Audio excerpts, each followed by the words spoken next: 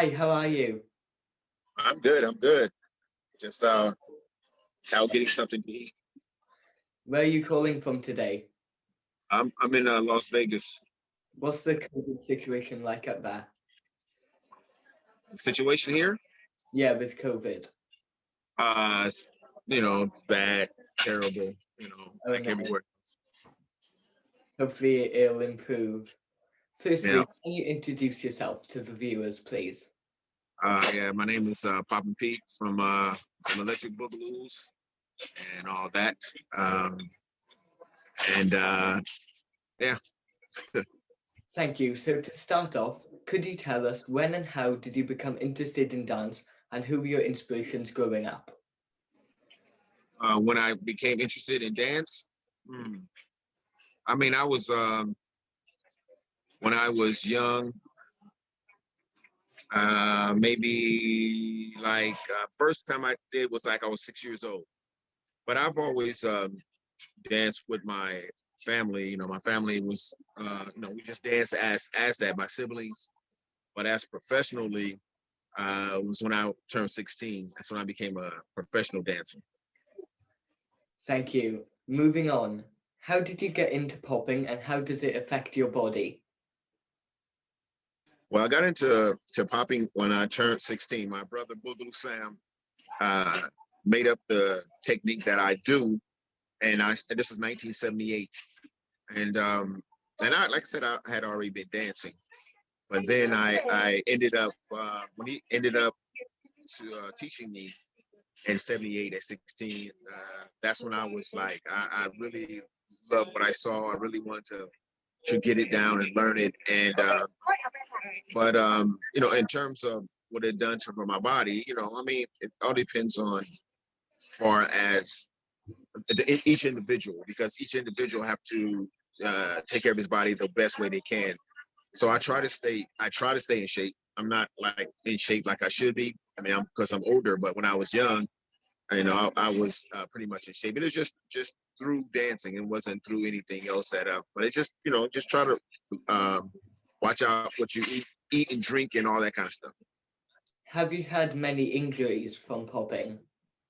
Yes, I had a few knee injuries, shoulder and stuff like that, but nothing that major where I needed an operation or anything like that. But at the same time, and you get those little ailments of when you dance a lot or you dance a long time. And so over the years, as you get older, as I am, yes, you're gonna get body aches and stuff like that. But yeah, definitely you're gonna get some injuries. How did you become a member of the Electric Boogaloos? How I become a member? Well, that was because my brother formulated a group. He already had a group before that he started in our hometown of Fresno, California.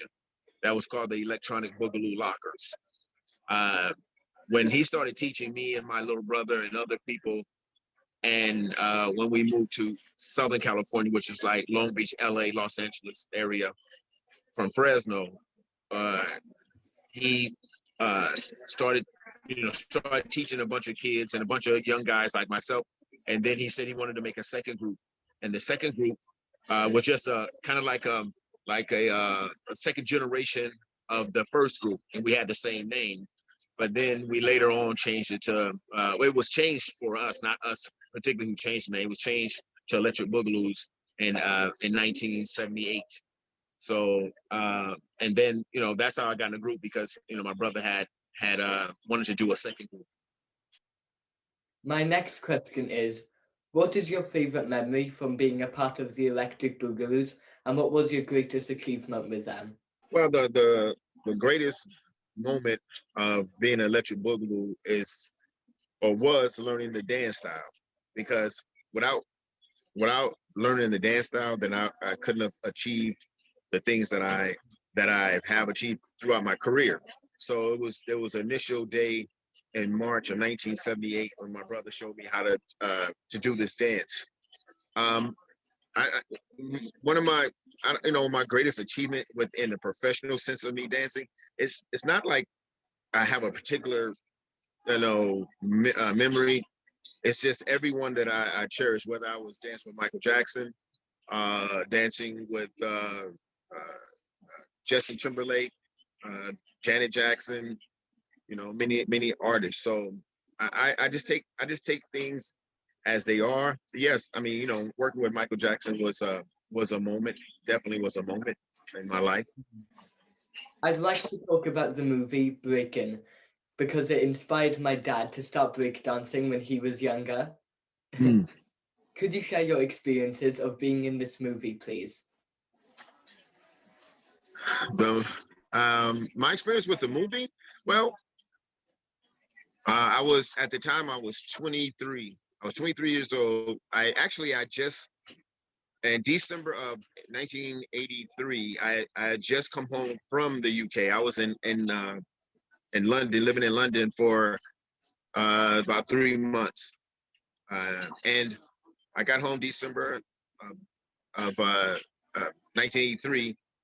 I was hearing about this movie that they was getting ready to start shooting in Los Angeles called Breaking. But again, I was in London at the time.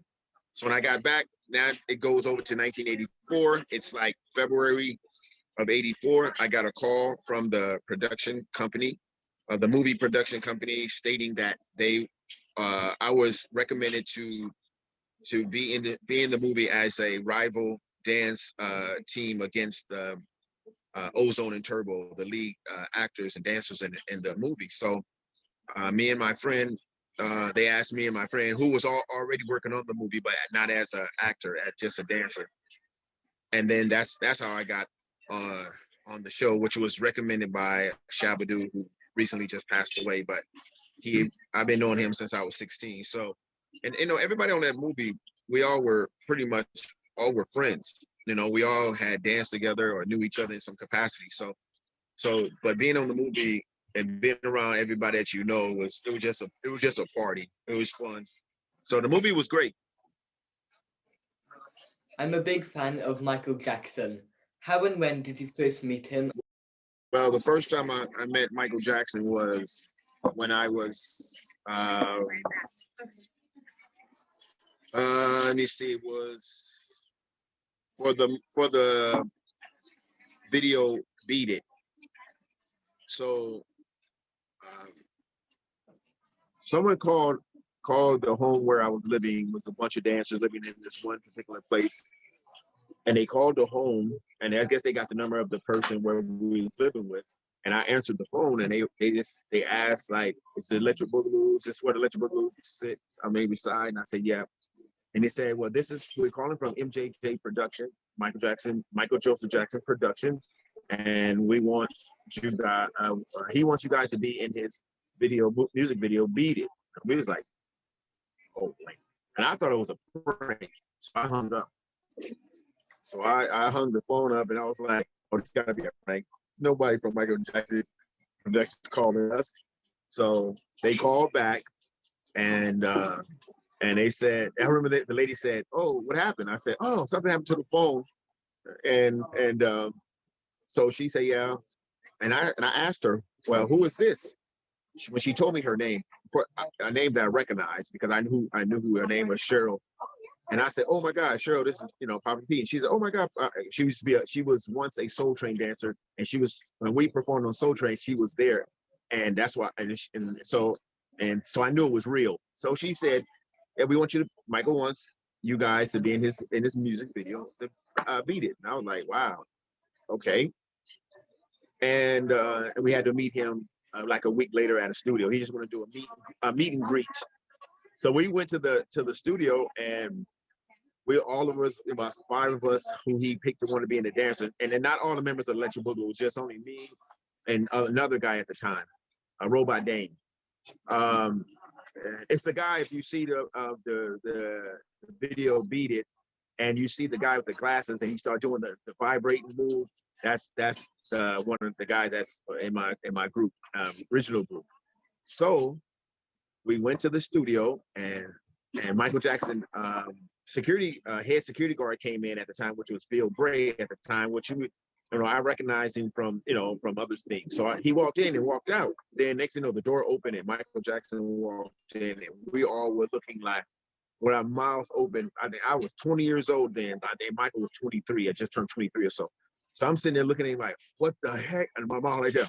And he walked in, and I'm at the piano. I don't play piano, but I'm at the piano because I was just playing chopsticks or whatever. And he came in and he pretty much just said, "I'm happy you guys are doing my video. It's an honor to, and to have you guys in my video." And he talked, and everybody introduced themselves. Then he came to sit next to me on the piano and asked me, could I play? He said, "Can you, Pete, can you play?" And I looked. Now I'm still sitting there like this, my mouth open, and he's sitting next to me, and I looked over like this, and all I could do was go. I just shook my head because I couldn't say nothing. It was bigger than life, man. To see this man that you've seen on television and movies or videos or it was for us, it was surreal. When he left out, we all were still in there for about 20 minutes going like that. What the hell? So, but it was great working with him. And then I got to work with him several times after that. So that moment was one of the greatest. Could you tell me more about your experiences of working on the Beat It short film, please? I've heard that there were actual gang members on set dancing. Is this true? Yes. Okay. I'm glad you brought that up because when we were on set, and actually we weren't even on set yet. We were at the holding facility downtown Los Angeles, getting ready to shoot the first day. And then maybe, I don't know, an hour later, a school bus drove into this big warehouse. It was all in the warehouse, came in and parked, and all of a sudden these people started getting off the bus, and it was real gang members, gang bangers, getting off the bus with their girlfriends and all this. So and we're all looking now. All the jazz dancers and stuff, everybody was scared. They was kind of like, "Oh my God, what's going on?" Because they didn't never tell us that they was gonna have real gang members on the set. I mean, I'm from that era of that neighborhood kind of thing, so I was used to it. So they get off and they're just sitting waiting, but they're far away from us because they looking like, well, what's going on? All these dancers and stuff. And next thing you know, the Michael's band comes into the warehouse for him to come and rehearse and get ready. And he gets out. And I tell you, before all the gang members were like really hardcore looking and standing, when he walked out, they saw him, they all were like, "Oh," and ran over to him and was like, "Oh my God." Even his girlfriends, girlfriends of the gangbangers who was once, they pushed their boyfriends out the way and ran, Michael Jackson. And Michael taking pictures with them. And it was just so funny because it was like, here these hardcore gang members, and they turned to big fans, like they was like, and it was never like, after, never was any incidents, like nothing, happened in particular of anything bad or problems, because Michael Jackson was Michael Jackson. So he kept them, and just for them to, they was honored just to be on the video set with Michael Jackson. And it was cool. It was really cool. And so, but yeah, those were real gang members. And then they try to mix the dancers like me and other jazz dancers in to make us look like we're gang members with them. It was so funny. Staying on the subject of Michael Jackson, what was it like being involved in the Captain EO short film? Well, Captain EO was after Beat It. Captain EO, because I remember Michael had told us, he said there's going to be a new 3D coming out soon from Disney, and he's going to be doing this production called Captain EO about a space adventure. And we were like, for real? And so when we were called to do it, and it was a great, man, for me. Captain EO was so crazy because the studio, the freaking big, massive, studio where we shot it, it was, like they put this whole, like seemed like we was on another world. The set on these big, movie studio places, a rehearsal place or whatever. But it was the greatest thing because working with Michael once again, because me and Papa Taco got to choreograph our section of the dance part in Captain EO. So the doing this thing, it was the fact that what I saw stunning for me was when Michael Jackson would actually sing live with his music. So everybody if people just say, okay, you lip sync, but on set, Michael, you can hear Michael over the music. He would sing so loud and have the energy. And speaking of energy on that, even in rehearsals, Michael Jackson would go 100, like he would go like it's not rehearsal, like he's learning, but he's learning at a clips of understanding, like he has to do it like he's really performing it, even in the learning aspect of it. But and one day at rehearsal, I said to Michael, Michael, like this is rehearsal. You going 100%, man. You giving 100%. And I remember Michael Jackson looked at me and said, "Well, Pete, like I don't understand when people say give 100%." He said, "Isn't there 101? Isn't there 200%?" I said, "Yeah." He said, "Well, I start at 100% and give my all." And when he told me that in 1985, I remember that to this day. Like that's something that I live by. I try to live by, but to give your all. Yeah, sometimes you got lack, but when Michael Jackson said that to me in 1985, man, and he just the way he said it was like, like almost like this is it. Everyone only can give 100%. What is that? 100%? I start at 100, give my all. So that was one of the most, like, and many things that him and I spoke about, but that stood out a lot for me. This is my favorite Michael Jackson short film. Could you tell me more about your experiences of working on that too, please? Oh, Ghost, man. Oh, my God. Ghost, that was another big production. And when we was asked to do that one, and oh, my God, because we had to put on makeup, and it took like for our makeup, which we had a lot. For Michael, it taken like 8 hours for his makeup to put on. Oh wow! Our makeup probably like a couple hours or so, to get it right. But just doing that video because it was like a mini movie. As Captain Neil was, it was just great because just to see Michael and work, because at this time I had already worked with him 3 times. So just the aspect of how he worked, I already knew.